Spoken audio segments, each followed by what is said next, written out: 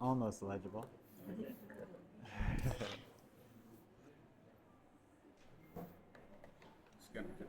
Oh, okay. Okay, you're all set. Oh, am I good to start? Am I good to start? No. No, okay, okay.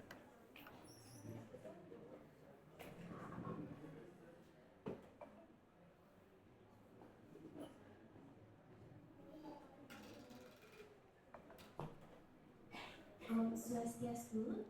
Assalamualaikum warahmatullahi wabarakatuh. Peace be upon us all. Shalom Namo Buddhaya. Greeting of virtue. Rahayu, Rahayu, Rahayu. Good morning and welcome to the international class on this day, Monday, December 9, 2024, in the Sharing with Jody event with the theme of Ethics in Computer Science. Who we honor as speakers today? We honor the Dean of the Faculty of Economics and Business, represented by the Vice Dean of Economics and Business of Universitas Ngurah Rai. We honor the Head of International Affairs of Universitas Ngurah Rai. We honor all lecturers in the Faculty of Economics and Business, Universitas Ngurah Rai, as well as all students in the Faculty of Economics and Business of Universitas Ngurah Rai that I am proud of. Starting today's activities will be opened by the remarks by the Dean of the Faculty of Economics and Business, Universitas Ngurah Rai, represented by the Vice Dean of the Faculty of Economics and Business, Universitas Ngurah Rai. The Vice Dean, time is yours.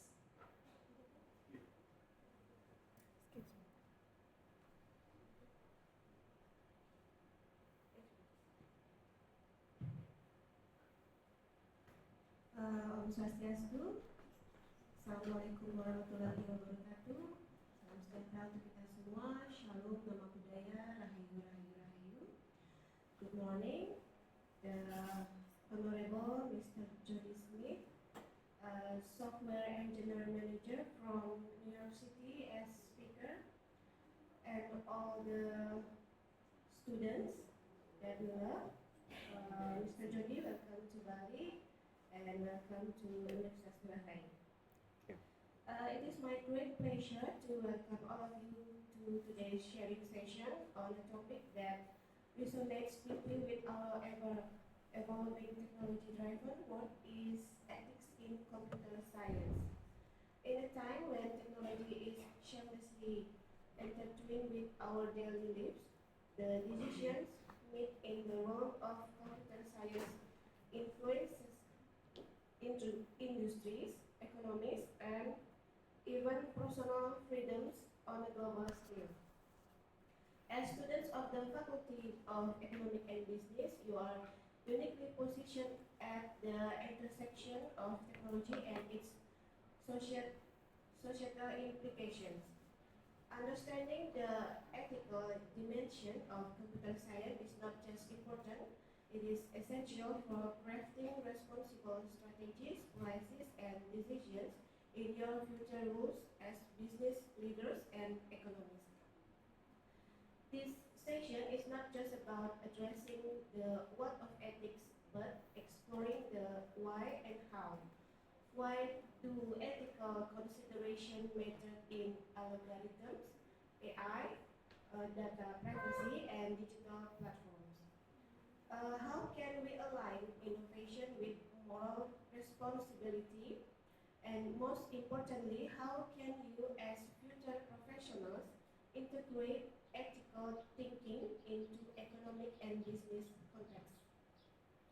We are privileged to Mr. Jody Smith as a speaker today, who brings with them a wealth of knowledge and experience in both computer science and its ethical challenges. He will guide us in understanding the responsibilities that come with power in digital age and how we can contribute to a more equitable and sustainable future. I encourage all of you to engage actively ask questions and share your perspective. This is a golden opportunity to explore the synergies between technology, business and ethics, a trait that will define the future of industries worldwide. Thank you for your enthusiasm and presence today. Let us together delve into the important discussion and ethical responsibility in the world of computer science. Welcome to this exciting journey of discovery and reflection. Thank you. Best regards, Dean of Faculty of Economics and Business, Universitas Ngurah Rai, Dr. Utu Gede Dewi Lamar SD. Thank you.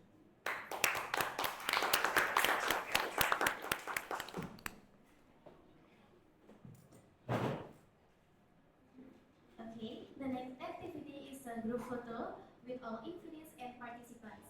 All participants and invitees are requested to stand.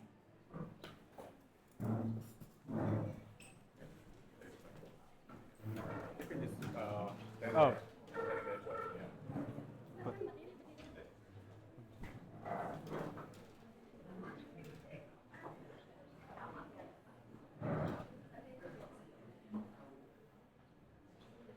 Okay, ready? The photo session will be guided by me in 3, 2, 1. One more. 1, 2, 3. Okay. pakai HP satu. Okay.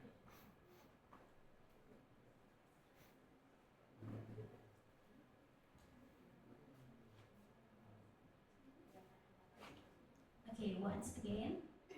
3, 2, 1. One more time. 3, 2, 1.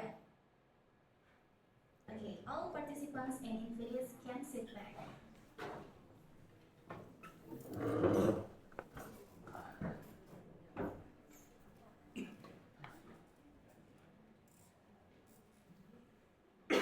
Continue the next activity, namely the introduction of the speaker. He is Mr. Jody Smith. He studied at Ohio State University in computer science in 2016. He has worked at Voya Financial New York as a software developer, and he has worked at Remote Core Wireless as a software engineering manager and software engineer. That is the resume of our speaker. Let's welcome Mr. Jody to share and discuss with us. To Mr. Jody, time is yours. All right. Well, thank you for having me. Again, if I'm speaking too quickly, or can everyone in the back hear me all right? Yeah? Do I need the mic? Everyone in the back, can you hear Mr. Jody's sweet sound from back there? It's perfectly fine. Okay. Awesome. All right, thank you. So what I'll prepare you for in the presentation is, it looks like the presentation a software engineer might make. I am not an art student. But hopefully, it still ends up being informative and interesting. And if I can figure out how to use this, we might even be able to move forward. Okay, so ethics in computer science. If you came here wondering, am I just going to tell you, don't lie, don't cheat, don't do bad things? Hopefully you're in for a surprise. So does anyone have any ideas? What would be an example of something unethical in computer science? I'm hoping someone's interested in participating, and this doesn't end up being only me speaking. Feeling shy today. All right. Really, does anyone want to raise their hand, share something they think might be unethical? No? Then I guess I'm glad that I'm giving you this presentation. So again, it's not just about don't lie, don't cheat, don't steal, but it's also about who is responsible. So is it just the business people? Is it the developer? Is it the consumer? Maybe it's, for example, if I create a program that, or for example, Apple AirTags and all, is it unethical to create those because they can be used by stalkers? Or is it unethical to use them to stalk people? It gets a little complicated. So one of the other things that you'll interact with almost certainly if you are in the realm of software development is killing jobs. So my first job at Voya Financial, I was tasked with replacing 80% of the performance analysis department's employees, and I was given their time. So they were told, you're going to be fired in a year, but tell Jody how he can do your job, like how he can automate your job away. And I was immediately presented with, am I doing the right thing? should I actually take on this job? I have a feeling that someone here might have an opinion. Is anyone feeling brave enough to share their opinion? Is it ethical to develop a program that replaces someone's job? Feeling silent. I guess, yeah? You think, you want to share, expand more? It's ethical actually. Yeah. But in moral, human moral, maybe not really ethical. I mean, if you think about going back to industrialization, one factory creating baskets replaces 1,000 people weaving baskets. All of a sudden you have 900 people out of a job, and now 100 people can just run the factory. But that frees up those 900 people to do something else. So while there are less need for performance analysis in Voya Financial, those people are not currently unemployed. They're able to do something else, and we're able to be more productive as a society. I'm not always going to answer my own questions, though, so I am hoping we have more, more interaction. So the other half, or another portion of ethics in computer science is a matter of the pressures that we come into as a business. I'm sure everyone has used buggy software. If you've been around phones and computers long enough, you'll see something that's broken. But to what point does it become unethical? Because there's something, I turned in my assignment and it's buggy, but it's not unethical to get a bad grade in school. It's bad, but it's not unethical. But if you were creating the self-driving car and it has bugs in it, and it's just, that was a person, that's, I think, could be argued as unethical. And it still, I think, gets a little bit more complicated than that.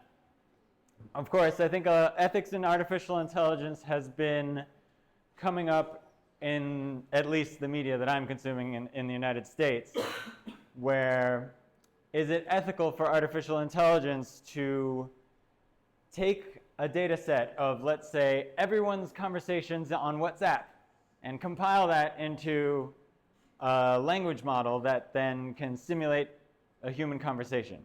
I don't think simulating a human conversation is unethical, but I think there is a valid question on, should I be taking other people's conversations and then selling that as selling the language model that I developed based on that without compensating the people who provided those conversations?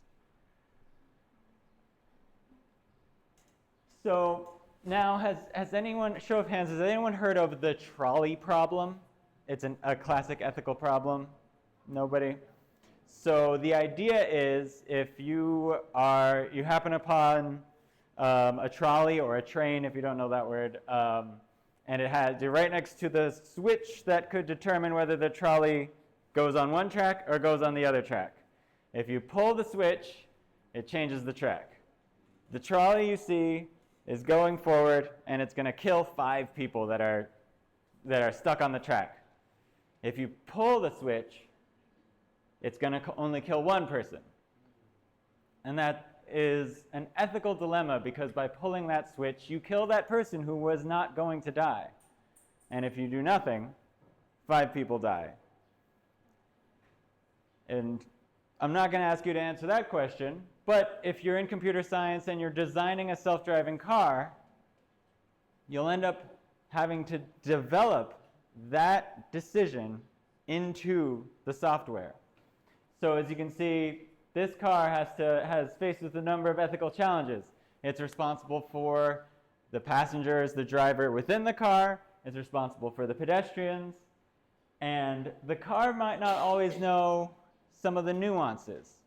For example, if someone is crossing the street completely legally and the car is being driven irresponsibly, maybe we might think, oh, well, if it had to choose between the driver's life and the person who's legally crossing the road, obviously they should choose the driver's life. They were being responsible. But what if there's 5 little kids just run across the street? They're chasing their ball. Now the car has to decide. I either can drive my car off the bridge and kill the passenger inside, or I can cross the street and destroy the lives of 5 little children. Again, not a question that really, I think, anyone is prepared to answer with any definitive certainty that we have the right one, because we don't. But when we tell someone that we have a fully self-driving car, we're going to have to come with at least an answer. Now, I'm sure all of you, when you think of super advanced software, you think of something that looks like this. This is called the Thrac 25. Has anyone heard of this? I hope not, because that'll be really boring. So this is a radiation therapy machine from the 1980s. When this came out, the most advanced computers looked like this. That was the highest tech thing you would find. And before this particular device came out, in order to control how an X-ray or radiation therapy or however these things worked, it was mechanical. You would have a technician come out, take this big titanium plate and shove it in front of the one beam and then pull a lever and all that. It would all be mechanical to get either protons to shoot, electrons to shoot out of the beam. And they said, you know, that's not what they thought was the coolest and highest tech thing. No, but beyond that, at the time, software was the latest and newest thing that provided a sense of certainty for society had a lot of trust and faith that software was infallible. If you coded something to perform a particular task, it seemed to always perform that task. In software, we like to say, a program always does exactly what you tell it to, for better or for worse.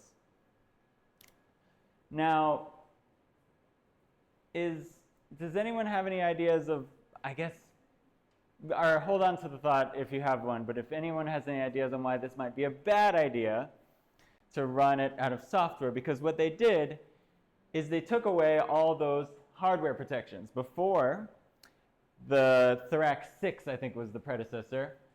They had a big aluminum plate that would cover up the proton beam whenever they were using the electron beam.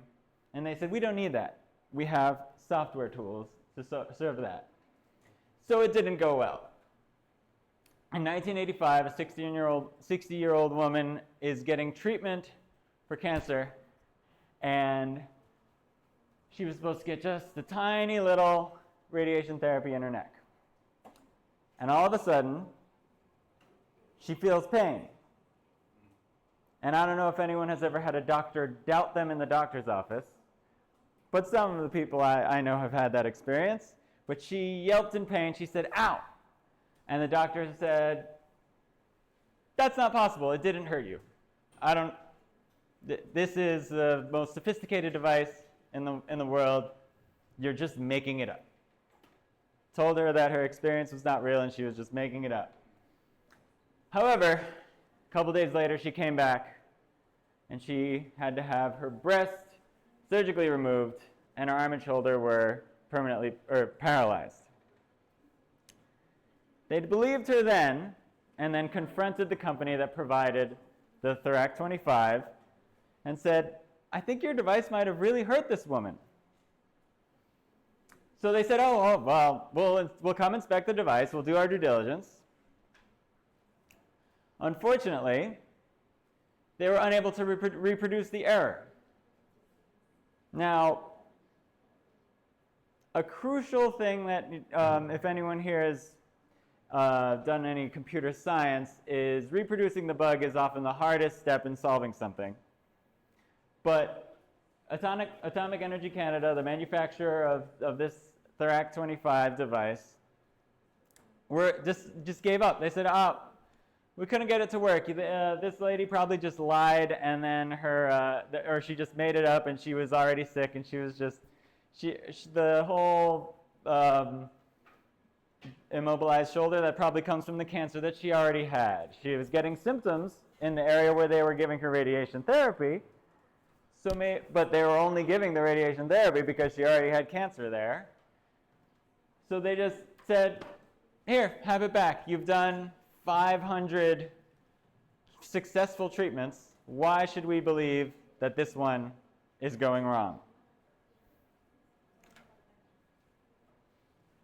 However, 5 more people would be harmed by these devices. And in the meantime, hundreds of people were successfully treated with this.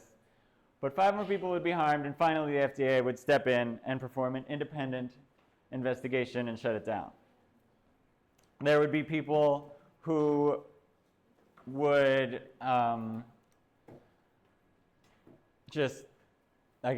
they would die from within days of being treated by this device.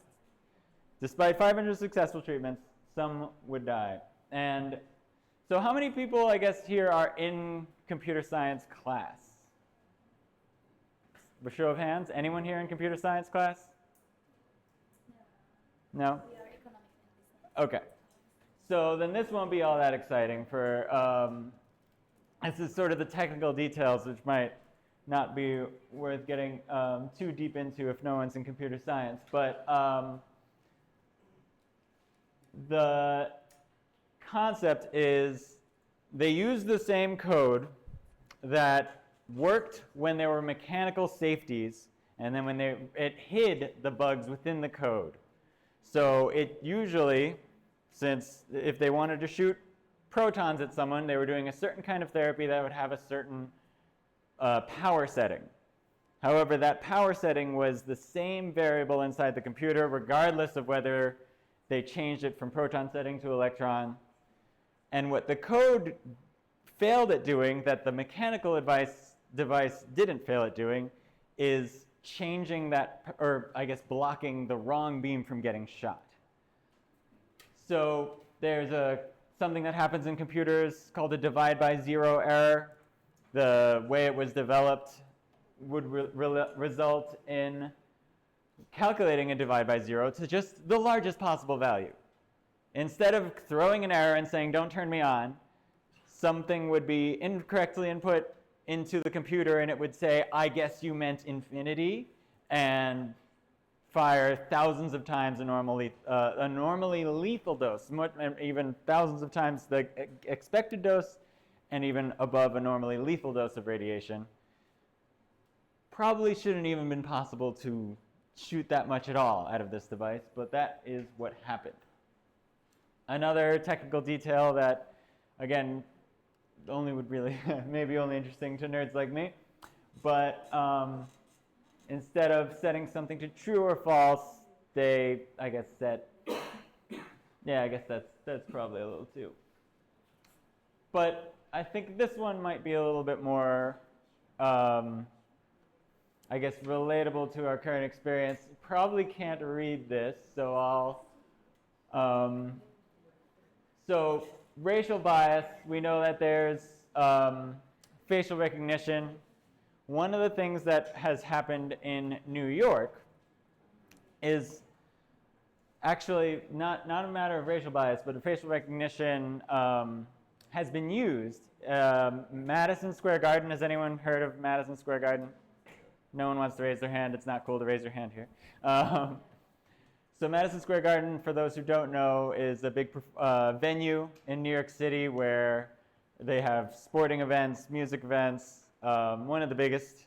And a woman was taking her kids to go see a show, and she is confronted by security shortly after entering and say, "Sorry, miss, you can't be here. You're not allowed."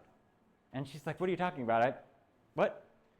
Turns out that she worked for a law firm that was involved in a lawsuit with Disney, which was a part owner of Madison Square Garden, and they decided to ban everyone who worked for that law firm regardless. And this is a law firm with probably thousands of employees, and maybe 10 of them were actually on that particular case. But they somehow identified every employee that they could find, maybe on LinkedIn. I'm not sure how they got their data set. And they were using their facial recognition software to scan everybody's face for people who worked for that law firm.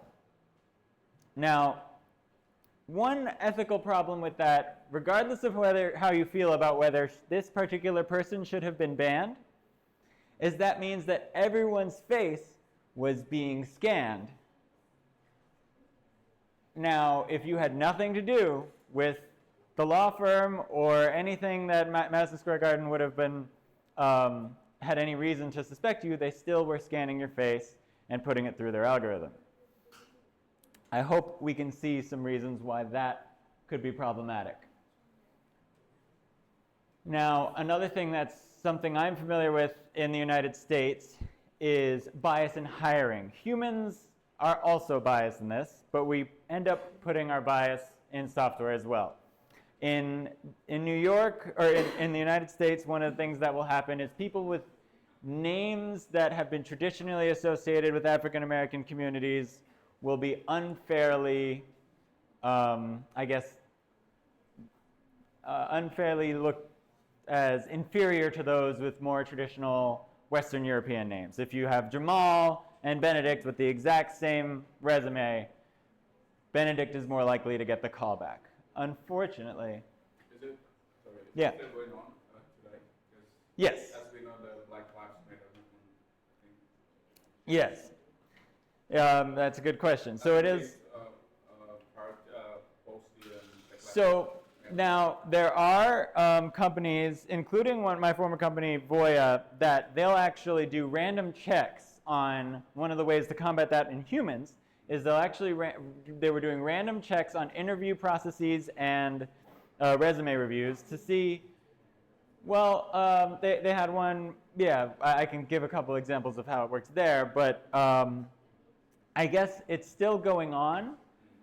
It might be improved by certain diversity initiatives, but I think it's more a matter of covering it up, or not covering up. It's an offsetting effect of giving an advantage to people from, I guess, previously underserved groups. They will give them a little bit of a leg up, but it doesn't, while it overcomes some of the bias, it doesn't remove the bias, if that makes sense. So it's putting another weight on the opposite end of the scale rather than removing the weight that was already there. But AI is not free from that either. You'll see things where AI will look at, let's say you tell AI to analyze all the people who have ever been arrested in New York City and try to predict some chance of someone committing crime based on that. Someone might say, oh, it's just data, how could it be wrong? But unfortunately, data can be very, very wrong. If arrests don't always correspond directly with likelihood to commit crime, arrests show you where police have decided to enforce. So if you go to a neighborhood where there are a bunch of people, let's say, smoking marijuana in New York, back when it was illegal, you can arrest a lot of people. But in the other neighborhoods where people aren't being arrested, there are just as many people smoking marijuana and just as, jaywalking, speeding, doing other crimes. Does not necessarily correlate exactly with likelihood to commit crime. So I'm actually going to skip ahead to a good example of bias in data. Can anyone tell me what you think this is? if we have anyone has built up in courage to participate. So you see its colors. This is a map of New York City. What do the colors look like? I would say that it kind of looks like, my first guess when I saw this was that it was, maybe it's skin tone, although it looks a little reddish. And my knowledge of New York City, I go, oh yeah, the Bronx has maybe on average a darker skin tone than other places. Maybe it is. And there's the Russian community down there. Oh, someone's getting a call.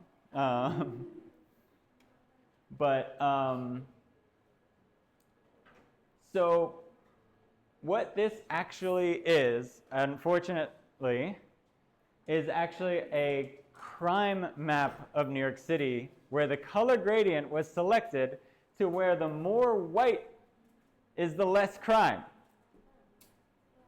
I think that communicates something that I think if someone with some amount of racial sensitivity training, or at least common sense, might think, let's not do that. Let's not make more white equivalent to less crime. But this is actually the official New York City map for crime, for representing crime by neighborhoods. These don't correspond with the whitest neighborhoods, to be clear. But one of the things that has occurred is I actually once developed something like this for my Ohio State, the city that my university was in, called Columbus. And I thought that I had this great idea. Some people don't want to go out at night to certain neighborhoods because they thought they were dangerous. And I thought, oh, well, I was an Uber driver, and I picked up someone at 2 a.m., and I drove her 3 blocks. And she was like, yeah, this neighborhood's just like super dangerous. I didn't want to go for a walk. And I thought, I got a great idea. I'm going to make an app for this. And I started developing the app, and I built this map not too different from this one, although my color gradient was red and green, not white and black. But before I released it, I did some research to see if I had done any studies for that. And turns out someone had beat me to it in other cities and made crime map apps before, and they were shut down because of the racial implications. Because it basically ended up saying, don't go to black neighborhoods, don't go to the poor neighborhoods, and they didn't effectively prevent any sort of crime from occurring, because if one of the most dangerous neighborhoods in New York City is this one right here, but if you go there at 2 p.m. on a Saturday, you're gonna be totally fine. No problem whatsoever. If you go there and you're like flashing a lot of money at 1 a.m., okay, maybe you're gonna get in some trouble, but a lot of the crime that hotspot is gang-related violence. It's not something that is going to really impact the average person just going to get some groceries or going to a party. I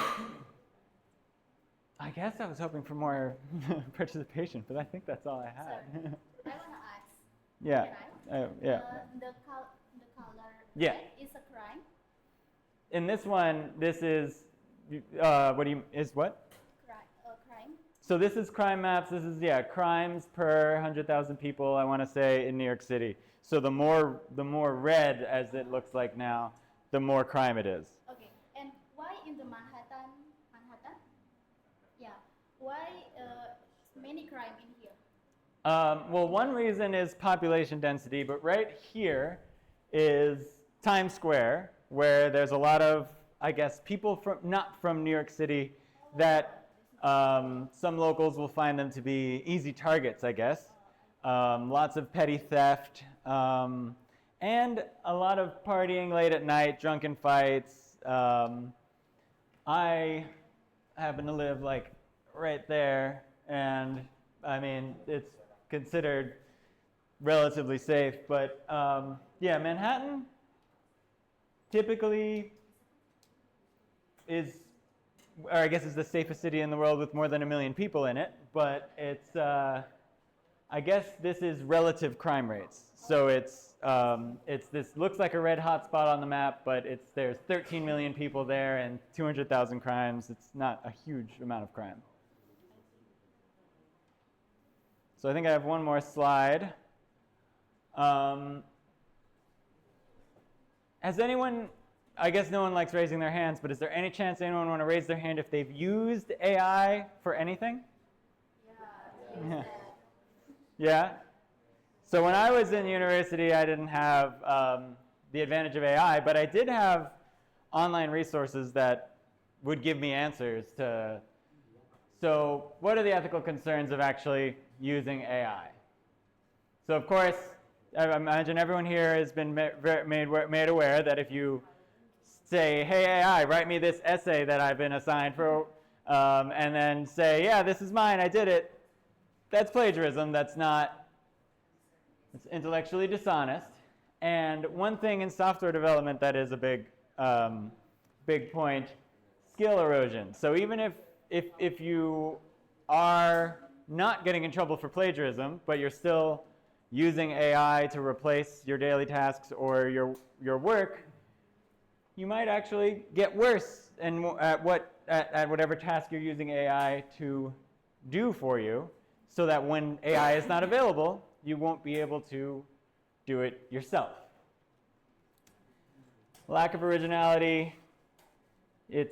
I don't know if anyone's ever seen someone trying to pass off AI work as their own, but it all kind of smells the same after an amount of time. I guess I'll see someone show me something and I'll almost immediately know it was done by AI. It doesn't really feel, I guess, original. That might be part of the one of the ways that I can tell.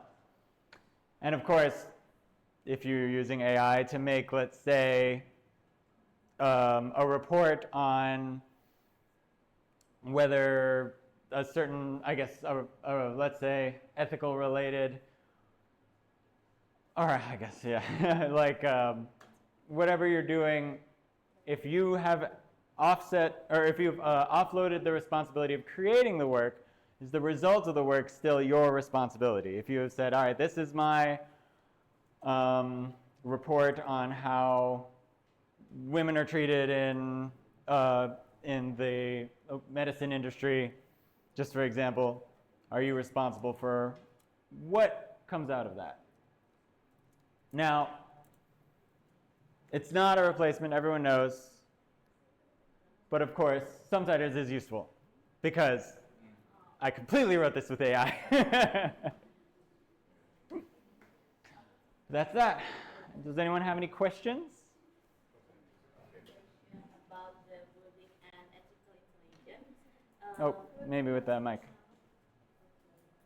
My name is Diana, and I want to ask about the problem of playing autopilot in the car. Like example, the car Tesla, and I think they have their own mind because I saw on the TikTok, they one day the driver play on the autopilot, and then the car know the rider as a car, but the car, the Tesla, go in the wrong way, and Yeah. then I think the autopilot doesn't work at all. And then I want to ask about it's a human error designing, or it's sometimes artificial intelligence can have their own mind, like I think in that case, my professional opinion would be that the software isn't ready for general use right now. So they have big, they claim that, oh, it's full self-driving, it can understand everything, and I think far less likely that it has its own mind and is making good decisions based on some corrupt motive that the computer has. It's far more likely that it is just wrong. It just is making bad decisions. It's doing exactly what the programmers told it to do, And just the programmers told it to do something that wasn't correct. Not out of any malicious intent, but out of a failure to provide instructions for every scenario imaginable. So it's something that it's despite them claiming that everything they do is sophisticated, it's just broken. It just doesn't work right. So similar to when, if your phone crashes, your computer crashes, it's not because it has a mind of its own, it's because somebody did something wrong when they were developing it. Does that answer your question? Then, Yeah. although they have a good program, then we as a human should be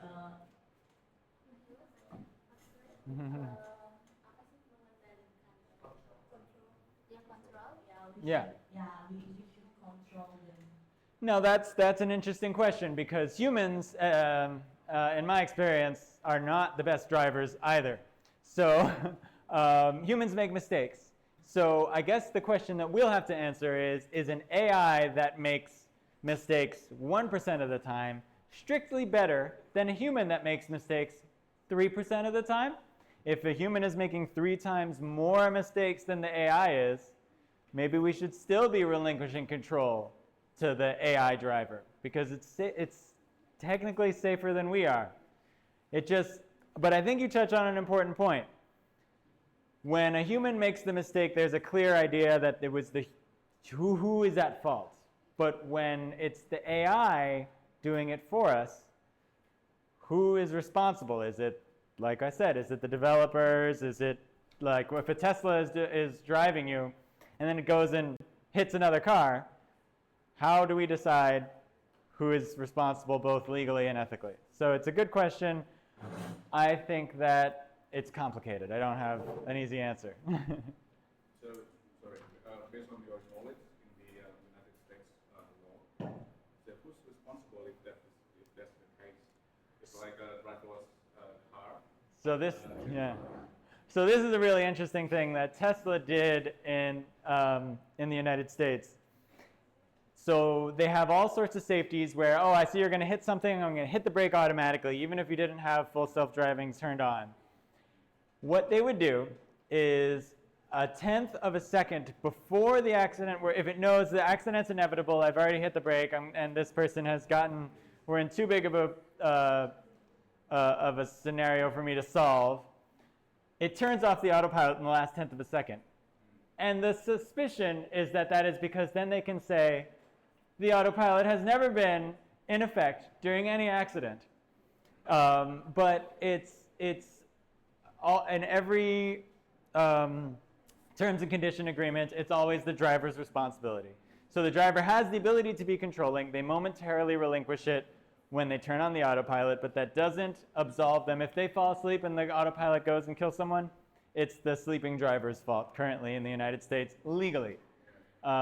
But I still think it's up for debate on who's ethically responsible because I think a lot of the people who just trust the car to do what it says it's going to do aren't necessarily so wrong to believe that. I don't trust the car to do my driving, but I can understand how someone would believe these really big claims that are made by people who are educated in something that they are not themselves educated in. Yeah. So does the company educate the customers as well? Like, I don't think they're currently. they Yeah. force the customers to, like, let's say, fall asleep while the car is moving. So I think they get mixed messages. That the biggest problem is the mixed messages because they'll have little warnings saying, you are responsible, you should be awake and alert the whole time. And then you'll also see some of the leadership in advertisements, just the idea of someone, like, oh, I guess I can go talk to my family now or watch a movie. So they'll tell you both sides of the stories because the advertising is different than the advertising department and the legal department both want to have their say. But yeah, they do usually put in enough qualifiers so that their legal team knows that they're insulated from any direct legal responsibility. It would have to probably be more under the brand of false advertising at that point.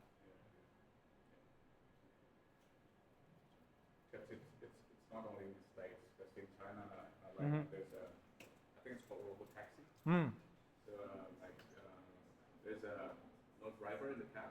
right. So I think it's for the security purpose as well. Oh, okay, yeah. Because you don't want to be like raped by the driver or otherwise. Right. The passengers to do something bad to the driver. But again, I think as you said before, maybe the system currently is not. It's a what? Like the system is not like 100% ready yet. Yeah. But I think because of the demand, the certain companies they try to create those kind of services. Yeah. I mean, yeah. But we need to. I think we need to have the clear legal base for that, because when something goes wrong, like the one that we spoke about earlier, like who's responsible for that? Yeah. The customer, is it the company? Like the government doesn't lay out like enough legal base for that. And I guess we also haven't decided what a human's responsibility is to do in these unique situations either. Like if some car, if it's going the opposite way on a highway, crashes through the middle, and you either can swerve to save yourself or hit them and kill them, you might make a decision based on your feeling of that, whether they're in the wrong, I'm not gonna kill. But if it's like a school bus, you know. Inside the robot taxi in China, there's no steering wheel. So No, yeah. So that one, I think it's clear. Yeah, I think when there's literally no driver, that I think it's very clear that it's the company who provided the software's ethical and legal responsibility. That would make sense to me.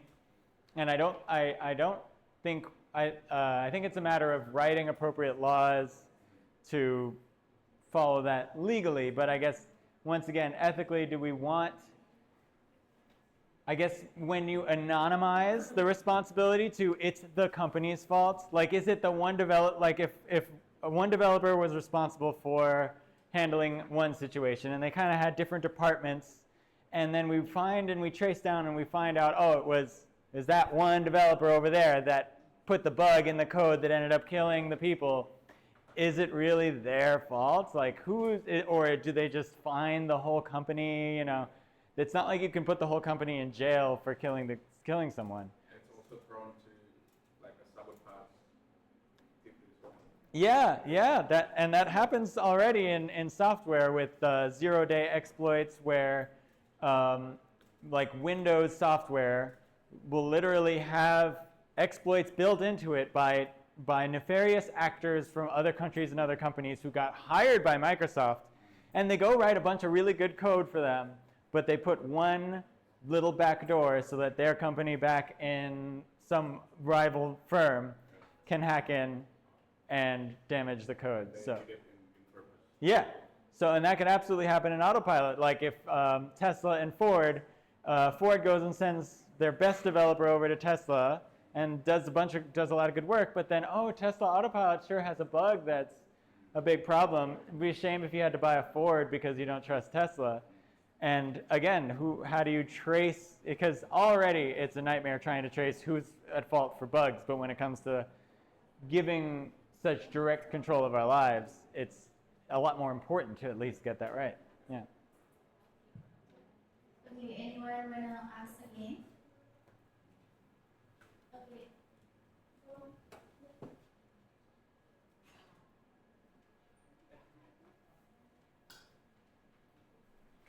Okay, hello, my name is Jody.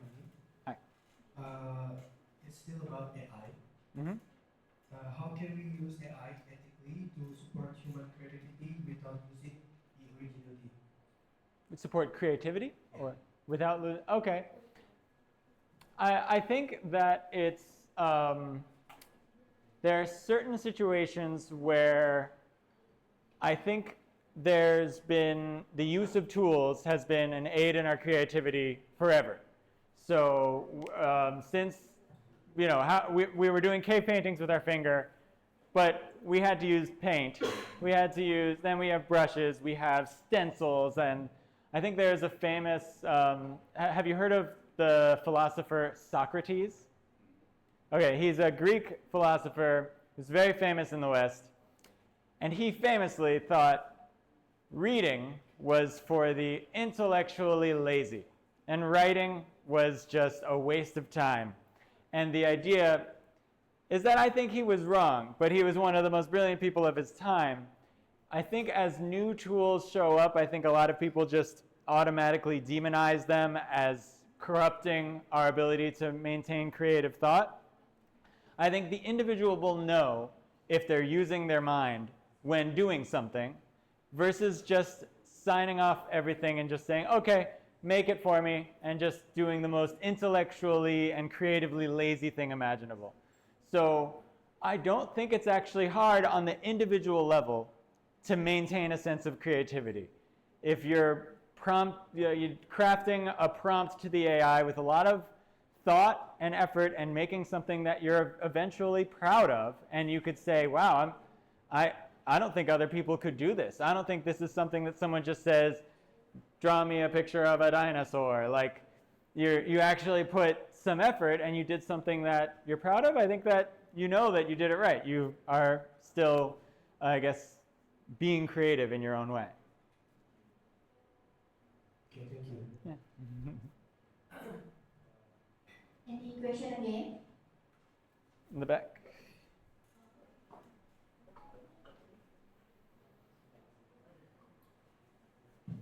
Okay, I just want to know about AI again. You said that you make more mistake than AI before.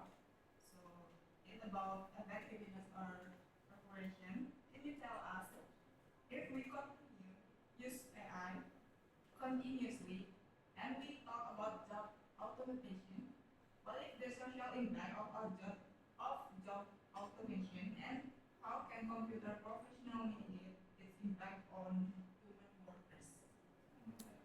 So that's a really important question. So as we talked about in the beginning, software has always been about replacing jobs. And automation, since forever, has always been about making it to accomplishing the same task with fewer people. So I don't actually think we should have the goal of keeping things the way they are. I think our ideal future is one where we are free from doing the tasks that our automation can do for us. It will free up, there will be some temporary issues. If we just all of a sudden made all cars, if I could just snap my fingers and make all cars self-driving, there would be a lot of professional drivers who would need a job. They would need to be trained to do something that is productive to society. And maybe once we hit a certain critical mass of automating so many jobs that there just aren't enough jobs, then we have met the needs of society without humans doing work. So then your life and income would no longer need to be directly linked to your job at that point. So I think that's the future of AI. That's the ideal, is that, yeah, all those jobs, we want them to go away so that nobody has to do work ever again, that our robots are doing it all for us, and we don't have to do anything we don't want to do.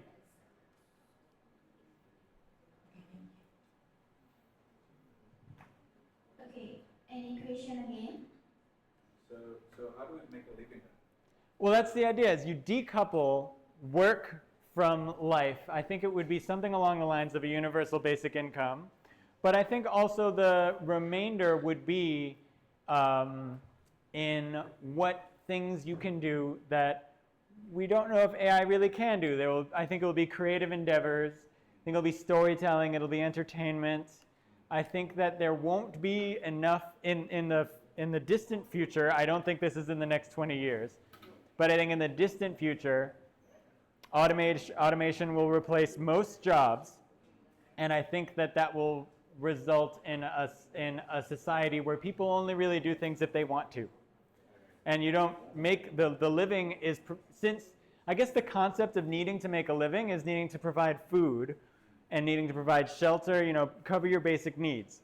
But if automation is doing all of that, I don't really need to pay a robot. Like, they don't have their own real, like, as if a robot is getting its own energy and therefore it has no needs of its own to keep working, and it's self-maintaining or other robots are maintaining it, then there is no need for society to, incentivize work with, or else you can't make a living, because robots are doing all of that.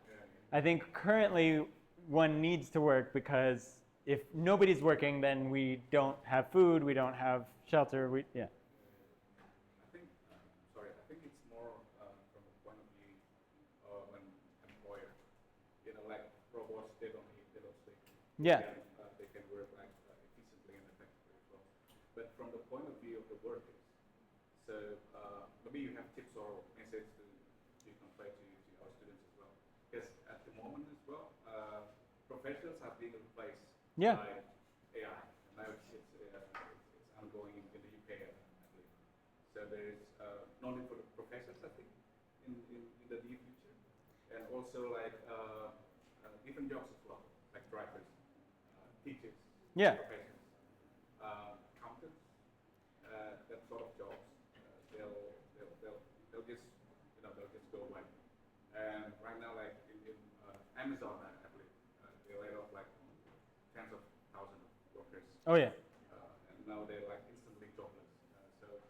So what do you think that we as a human can do to like still guarantee our living in the future from the point of view of a worker? Yeah. Absolutely.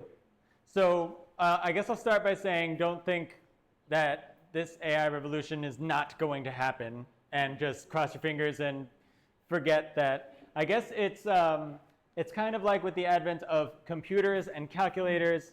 There were similar, I guess, the name computer used to mean a person who does math for you and computes things for you. Those people nobody is employed as a human computer anymore because we have automatic computers now.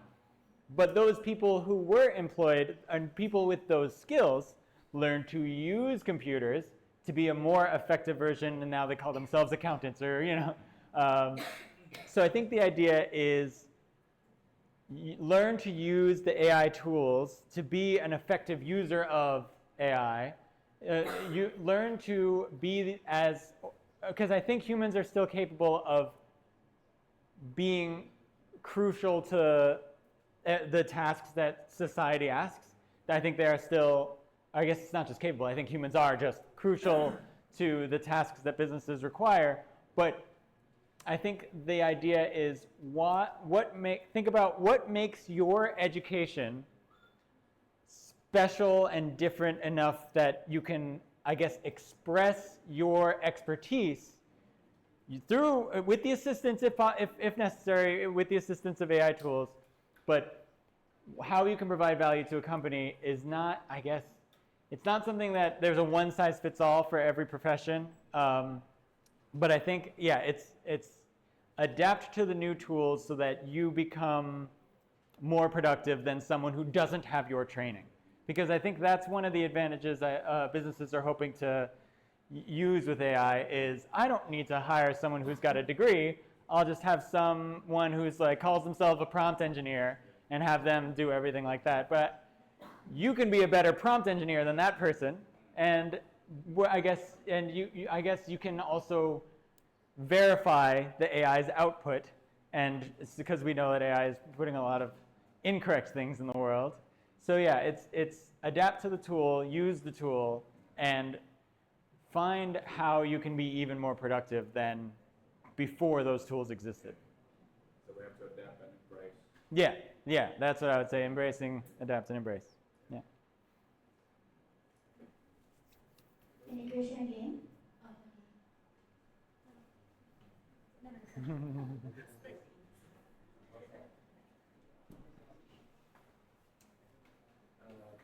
Good afternoon. Hi. My name is Rosa. I just want to know your opinion about AI. do you think is it necessary to for AI to get a limitations? Yeah, or any regulation for AI? Is there anything specific? What do you mean when you say limitations? What would be an example? Okay. I just watched YouTube about AI, and he talk about the scary about AI because in the short time, it can really learn a lot and can develop by themselves really quick, and somehow they can have like their own mind. So it makes some of people think, oh, maybe in the future they can have like on brain, on idea, they can like a control. Mm-hmm. And yeah. So for my question is it okay? Is it necessary to get have a law or regulation to limit the AI? I guess it's one of the things, in the same way that we regulate, like should we have computers, I guess, or I think there's always room for limitations, but I think it's a matter of, are we talking about limitations on what AI can be responsible for? Like, I wouldn't want an AI to come in and say, all right, let's say I get injured and I'm in the hospital and there's a chance I might die. I wouldn't want an AI to decide whether I get seen at the doctor. I want a human to do that just because I feel more comfortable about it. But I don't know if we can like easily write a regulation that says what tools you're allowed to use in what situations. I think it's going to be complicated. I think so. The answer is yes, there should be limitations, but right now it is such a, I guess, AI is such a primitive version of intelligence that it's not really powerful enough to do anything very concerning, like pretending to sound like a human or knowing a lot of facts isn't something where it's like, oh, it's going to take over the world. It's like, I don't know if anyone's seen the movie or Terminator where it's just, oh, that's going to be coming and stomping through our homes. No, it's going to sound like but yeah, it's, I think famously it's really bad at doing simple math. It's not something, this version of AI doesn't need a lot of limitations in itself, but I think we're coming to the point where we're going to be risking a lot of major complications. Like one of the things in computer science we're worried about is AI right now is good at making simple programs. You can say, make me a program that will just make a new version of like the little calculator app. And it'll give you all the code, and if you compile it and run it, it's a calculator, great. But if I could say, all right, make a virus that will destroy every Windows computer, or just ruin every Windows computer. If it knew how to do that, hopefully it knows not to, right? Hopefully it knows not to provide that kind of weapon to someone, because right now I guess a lot of weapons are not physical, they're digital.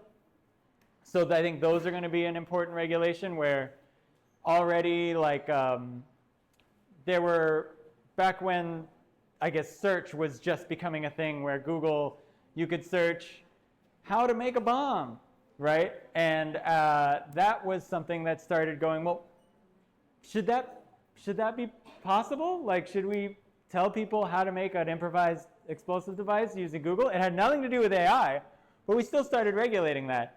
And also, from an ethical standpoint, when people are feeling suicidal, sometimes they'll search, what's the most painless way to kill myself? And what's the top result is, here's the suicide hotline. Please, you're wanted, you're needed, please don't go. So I think that there's a legal side and an ethical side, and I think it's going to be, I think the responsibility is going to come, I guess, from both ends, where people are going to have to make ethical decisions, and we're going to have to regulate certain edge cases where it gets really extreme. Like, all right, let's not have AI making decisions that really should be human. I guess there are some decisions that aren't logically based, where they're more human intuition, whether someone should live or die, whether, whether someone is guilty or innocent, probably shouldn't be given to AI in its current form. So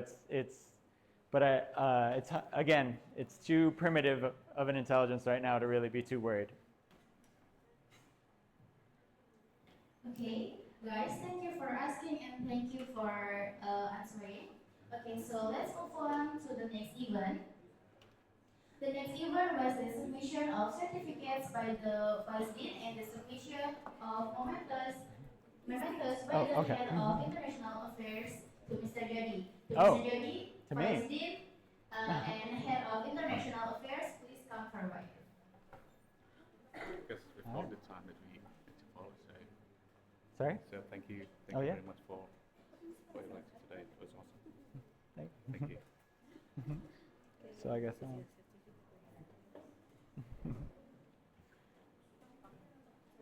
she wants us to Okay, open ready? something? 1, 2, 3. Once again. 1, 2, 3. Thank you so much. Thanks for having me. Oh, wow. Oh, cool. Keep us. Should I hold this too? Yeah. Okay, ready? Here, do I hold them both? Yeah. 3, 2, 1. Once again. 1, 2, 3. Oh, wow. Oh, wow. How do I wear this? You have a scarf. All right. So I can handle the cold Bali weather. Yeah. All right. There you go. Wow. Okay. 1, 2, 3. Once again. 1, 2, 3. Okay. This now. Thank you. Thank you.